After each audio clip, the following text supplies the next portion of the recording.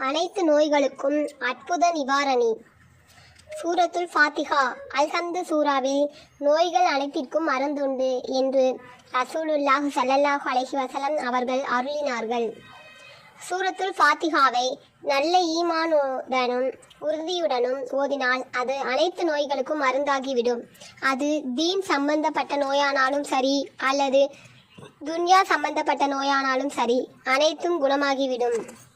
சஹாபாக்கள் பாம்பு கடி, தேள் கடி, காக்காய் வலிப்பு நோய் ஏற்பட்டவர்களுக்கும் பைத்தியம் பிடித்தவர்களுக்கும் சூரத்துல் ஃபாத்திஹா அல்ஹம்து சூராவை ஊதி இருக்கின்றனர்.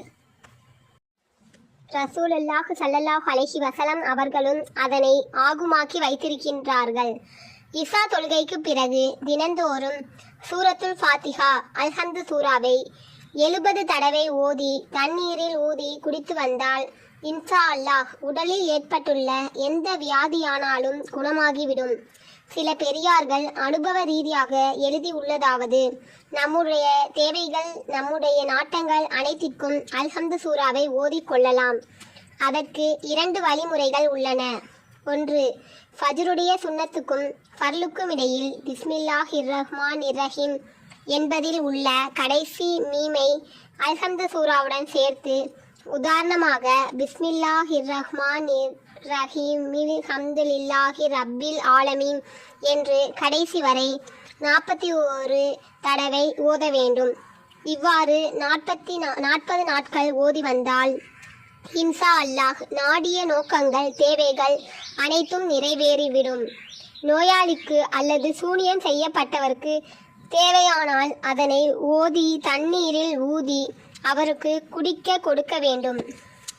2வது வழிமுறை, பிறை மாதத்தின் முதல் ஞாயிற்றுக்கிழமை ஃபஜ்ருடைய சுன்னத்துக்கும் ஃபர்லுக்கும் இடையில் பிஸ்மில்லாஹ் உடைய கடைசி மீமை அல்ஹம்துடன் சேர்க்காமல் 70 தடவை சூரத்துல் ஃபாத்திஹா அல்ஹம்து சூராவை ஓத வேண்டும்.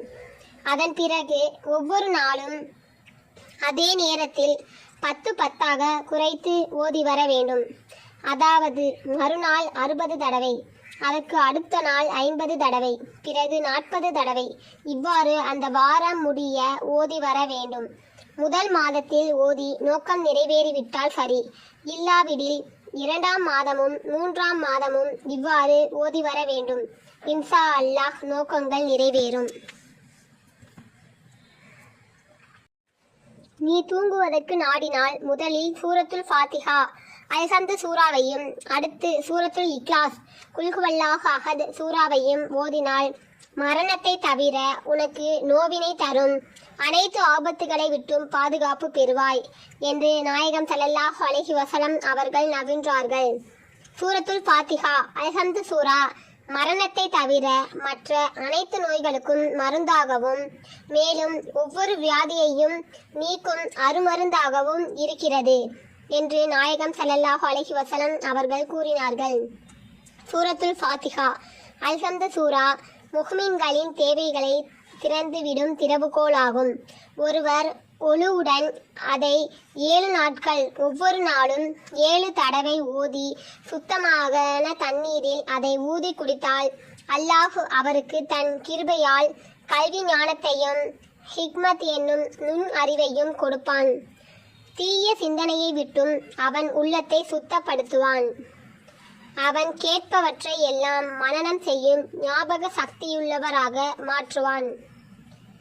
ஒருவர் மழை நீரில் சூரத்துல் ஃபாத்திஹா அல்ஹம்து சூராவை 70 முறையும் ஆயத்துல் குர்சி 70 தடவையும் குல் அவுது பிரபில் ஃபலக் 70 தடவையும் குல் அவுது பிரபின் நாஸ் 70 தடவையும் ஊதி எவன் வசம் என் உயிர் உள்ளதோ அவன் மீது சத்தியமாக ஜிப்ரீல் அலைஹி வஸல்லம் அவர்கள் என்னிடம் வந்து கூறினார்கள், யார் அந்த தண்ணீரை தொடர்ந்து 7 நாட்கள் குடித்து வருகிறாரோ அல்லாஹ் அந்த மனிதனின் அனைத்து நோய்களையும் அவன் உடலில் உள்ள நரம்பு, சதை, எலும்புகள் மற்றுமுள்ள அனைத்து உறுப்புகள் வழியாக வெளியாக்கி வைத்து உடல் சுகத்தையும் ஆரோக்கியத்தையும் தருவான் என்று நாயகம் ஸல்லல்லாஹு அலைஹி வஸல்லம் அவர்கள் கூறினார்கள். ஒருவர் பாத்திரத்தில் சிறிதளவு தண்ணீரும் அதில் சில உப்பு துண்டுகளையும் போட்டு சூரத்துல் ஃபாத்திஹா அல்ஹம்து சூராவை 7 தடவை ஓதி உப்பு தண்ணீரில் ஊதி தேள்கடி பட்டவனுக்கு குடிக்க கொடுத்தால் இன்ஷா அல்லாஹ் அவ்விஷத்தை நீக்கி அவருக்கு குணமளிப்பான்.